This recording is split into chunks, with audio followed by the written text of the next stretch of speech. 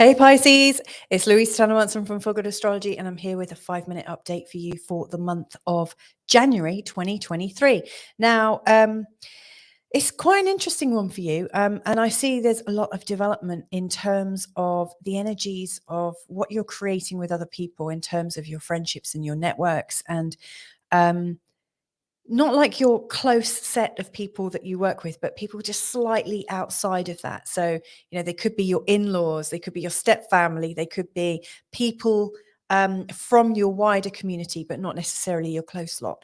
It feels like there's a lot going on the outer periphery of who you know and how you know them. Now, in this month ahead in particular, I think I want to start with a full moon because it is such a strong date.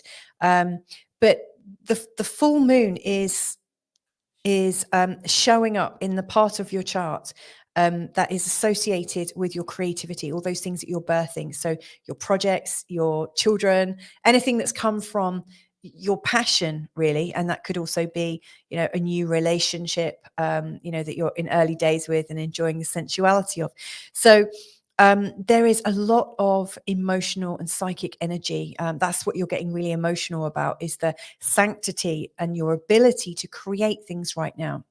Now, I think with the sun opposing it in the part of your chart that has to do with other people, it almost feels like you're being challenged to broaden the appeal of your creativity. It almost feels like other people are trying to nuzzle their way into what's sacred to you. It's almost like you're not able or given the chance to develop things on your own. And I think that's really important for you. And so I can see that tensions can really arise around those kinds of difficulties. If I was in your shoes on the 6th of January, Pisces, I would actually spend time really thinking about the outcome of my creations and where I'd like to go with them. Now, you don't necessarily have to co-create with other people, because other people really do change things. They, I'm not a huge fan of unsolicited advice. That kind of advice, which is like the gift that keeps on giving and giving and giving and giving. And it's very easy for people to really want to get involved without really checking that your boundaries haven't been broached. The Piscean energy is to let everybody in, and that makes it quite difficult. But what I would do if I was in your shoes, I would ask myself some really deep and searching questions. So you're creating things with the energy of the universe or life or God or spirit or whatever you want to call it. So, I might say, how can my creation get stronger in this month ahead? How can my creation feel even more wonderful? And ask yourself searching questions to get more from your creativity. I think if you're able to do that, then the emotionalism of guarding it so loyally will come off. You're engaging with a higher force.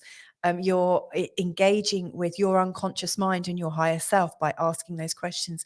And I think if you're using that energy, then at some level that full moon energy won't be able to capture you in quite the same way.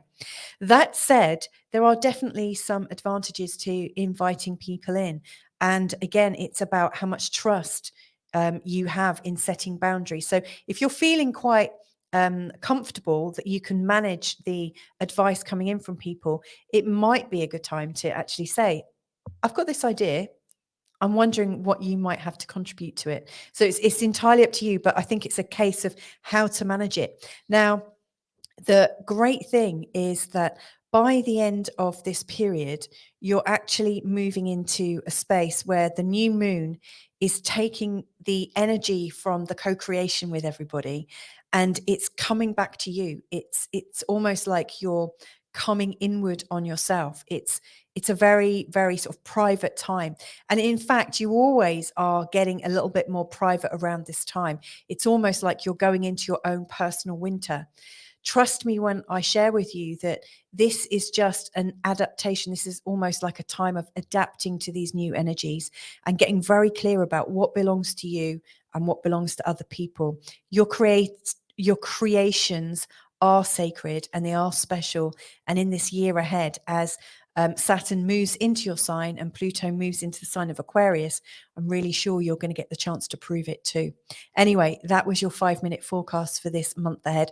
Hope it was useful. If it was, feel free to like, share, also subscribe if you haven't already. But anyway, Pisces, I hope to connect with you again real soon. And don't forget, I'm going to be doing the same thing next month. Lots of love. Bye for now.